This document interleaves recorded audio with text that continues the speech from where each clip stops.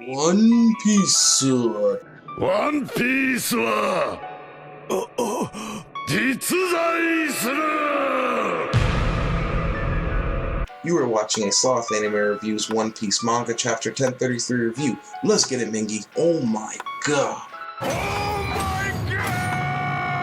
Hey yo, did y'all just read the same chapter that I just read? Cause my god, Oda's a goat. So much happened this chapter, and I'm just gonna let you guys know right off the bat, there's no way I can talk about everything I want to talk about in this one video. So this is just gonna be a chapter review, and I'm gonna come out with another video talking about Enma, and oh my god, we're gonna get into it. So it's about to go down, y'all. Hit the like button and hit the subscribe button to join the Sloth Anime Reviews family. So the cover page, we have Tashigi and Smoker. Wait, hold up. Tashigi? That's not ironic in the slightest bit. And we definitely are going to touch base on that more when I do my next video. So we start this chapter off with Enma draining Zoro of all his haki. Well, maybe not all his haki, but Zoro's just like, bro, who gave you permission to take all this haki from me? So you know he's taking a lot of haki. But so Zoro gets his composure back real quick and he runs up on King. He's like, what the fuck you think you doing, big dog? This me. Zoro stabs King with what seems like a direct hit, and then King just blows up on some suicide bomber type ish. And it does seem like Zoro hitting him with a direct hit is actually what triggered the explosion, because when he gets hit, he's like, jackpot, bingo, bomb. And cut back to Big Sanji, the pervy sage himself, and Queen starts hyping our boy up, King. He's all like, yo, who was that you was just on the phone with? That was your boy? Well, my boy got the hands. He mentions that King is the last known survivor of the Lunarian tribe, and in the past, the Lunarians were revered as gods who could survive in any environment. Why would they kill the Lunarians? And how? Honestly, find out on the next episode of Dragon Ball Z. Next time on Dragon Ball Z. Anyways, back to our boy Zoro, who actually blocked the attack from King, the explosion with armament haki. And then he comes in with a counter attack. Shishi Son Death Lion Song.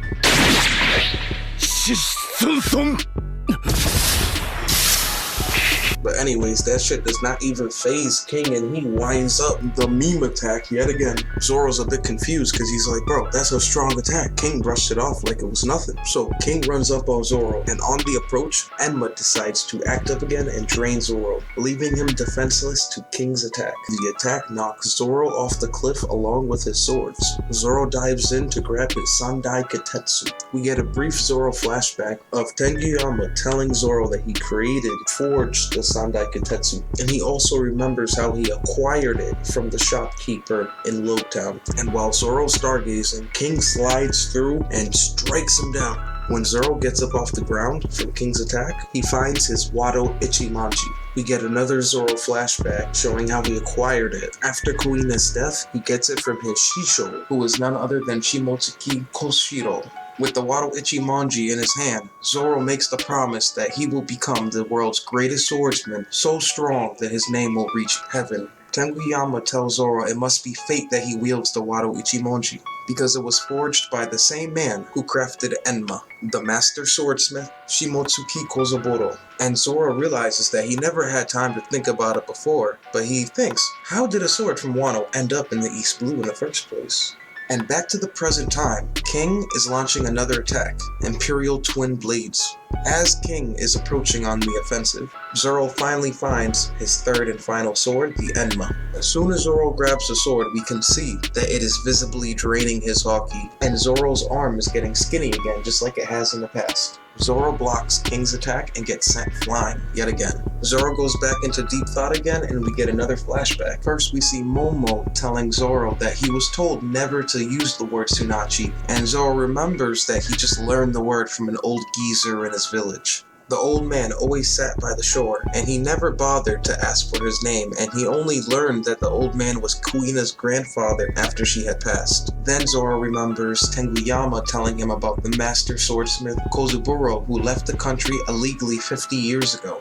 Zoro's finally starting to connect the dots, and then we actually go into an even deeper flashback, even farther in the past. 13 years ago in the East Blue, Shimotsuki village, which is Zoro's hometown. Zoro remembers the old village geezer geezer teaching him that Tsunachi is a battle cry that gives you courage. And that's when we get a brief introduction to Kozuburo, who he still hasn't connected the dots. They still just call him the village geezer at this moment. But Zoro asks him, is it true that you were a samurai? Because everyone in the village somehow found out that information. And he immediately shoots the idea down and says, no, don't say that, you're gonna bring the Marines down on my head, bro. Which is a little bit fishy, but we'll get to that eventually. So Zoro goes back to training and he's using 2 sword style. And Kozuburo gifts Zoro 2 blades, which he describes as crap blades, but they would be good enough for him to train. Then the geezer tells Zoro that swords exist just to cut down people, just to kill people. And when a swordsmith creates them, they ensure that they can take as many lives as possible. Each blade is like a person with a unique disposition. A swordsman is one who takes the sword's wild nature and bends it to their will. He also tells them that if a sword is labeled as cursed, it actually is a mark of honor for the sword. A swordsman would only consider the blade cursed if he is too weak to wield its power. And he explains to him that cursed swords are frightening because they are good at fulfilling their purpose of bringing death and destruction. He also told him that when he was younger, he created the best sword he's ever created in his entire life, his magnum opus, the Lord of the Underworld, Enma. Zoro finally realizes that his village being called Shimotsuki Village is not just a coincidence. He remembers overhearing someone say that his village was founded by pirates. And Zoro finally makes the connection in his head that the geezer from his village was none other than the master swordsmith and samurai of Wano, Shimotsuki Kozuburo.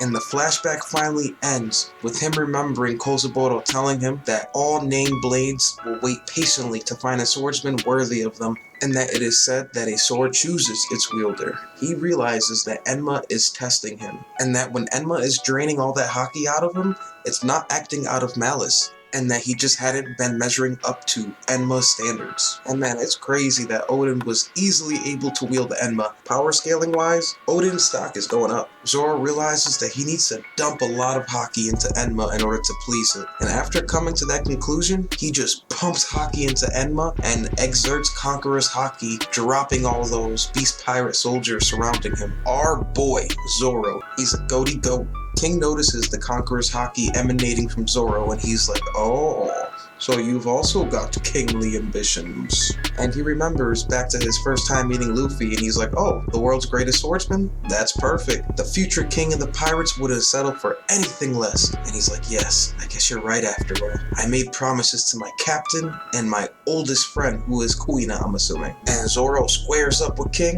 and that's the end of the chapter, bro. That shit was gas. That was the end of chapter 1033, and man, this was an eventful chapter, to say the least. I'm really looking forward to seeing Zoro hit King with the bing bong. Fuck your life! Bing bong! But yeah, guys, we're gonna wrap up this video here. Let me know your thoughts on this chapter in the comment section down below. Smash that like button and hit the subscribe button to join the Sloth Anime Reviews family. I'm gonna put 2 videos on screen for you guys that you might enjoy right here, and have a good night. Thanks for watching, guys. I appreciate y'all. Have a good night. See ya. Peace.